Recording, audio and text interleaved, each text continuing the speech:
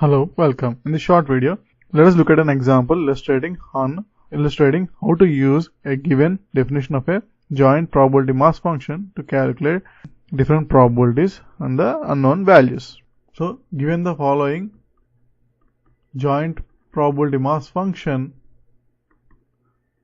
C times x into y for values of x equal to 1, 2 and 4 and values of y equal to 1, 3 and 0 for other values. So this is the given joint probability mass function. So the first task is to calculate the value of the unknown constant c. That is c is equal to how much? So we know that the summation of all the values of the joint probability mass function is equal to 1. That is the total probability law. So by using this we can calculate the value of c, which is basically going to be c times, that is summation of over all values of x and y of this product. So which is going to be equal to c times 1 plus 3 plus 2 plus 6 plus 4 plus 12. This is equal to 1. Therefore c should be equal to 1 by 28. So the next task is to find the value of the probability of y is less than x. That is, the random variable y should be less than random variable y. What is the probability for this event? So this can be rewritten as the summation over all values of x and y of this interval, basically of this occurrence, that is x equal to small x and y is equal to small y, which is always less than this value x.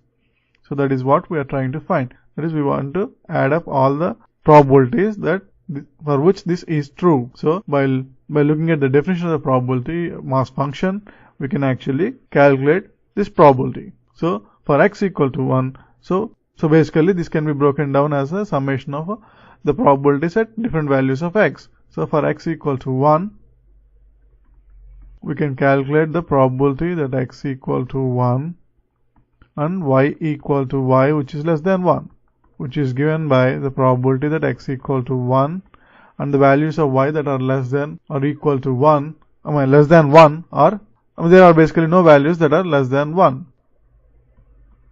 which is equal to 0. For x equal to 2, we have y equal to y less than 2. So we can see that from the definition that for x equal to 2, we have one value of y that is less than 2, that is 1. So it should be equal to the probability of x equal to 2 and y equal to 1, which is again by definition c times 2 times 1. So it is 2 by 28. And for x equal to 4, we have probability of x equal to 4 and y equal to y less than 4, or simply y less than 4, which is equal to probability of x equal to 4, y equal to 1 plus probability of x equal to 4, y equal to 3, since we have two values of y that are less than x equal to 4. So the summation is 4 into 4, that is 4, plus 4 into 3 is 12, divided by 28. So this is equal to 16 by 28. Hence, probability of y less than x should be equal to the sum of these three values, which is basically 2 plus 16, that is 18 by 28, which is equal to 9 by 14. So this is the probability that y will be less than x. Similarly, we can also calculate the probability that x is less than y, which is basically again summation of over all values of x and y that satisfy this condition. That is, probability of y equal to y and x is less than y. So for y equal to 1, we want to find the probability that y equal to 1 and x is less than 1, which is again equal to 0. For y equal to 3, we have probability of y equal to 3 and x less than 3. Then from the definition we can clearly see that there are two cases where x is less than y for y equal to 3. So we have this probability should be equal to the summation of y equal to 3, the probability of y equal to 3 and x equal to 1 plus probability of y equal to 3 comma x equal to 2, which is basically 1 by 28 times 3 plus 6, which is equal to 9 by 28.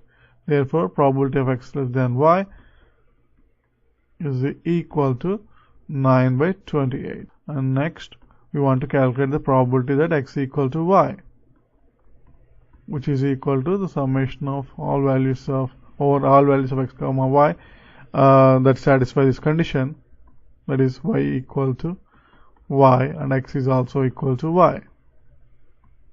From the definition, we can clearly see that for y equal to 1, there is a value of x that is equal to 1. But for y equal to 3, there is no value of x that matches y.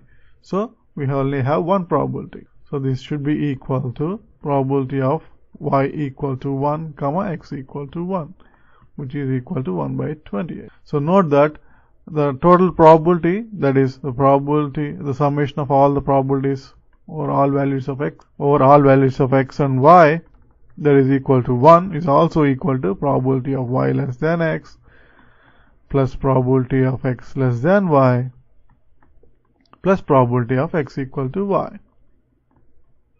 In other words, basically we are splitting the interval into three parts, that are when you add the three intervals, you get the total interval. And finally, we want to calculate the probability that y is equal to a single value 3, which can be easily defined as all values of x of y for which y is equal to 3.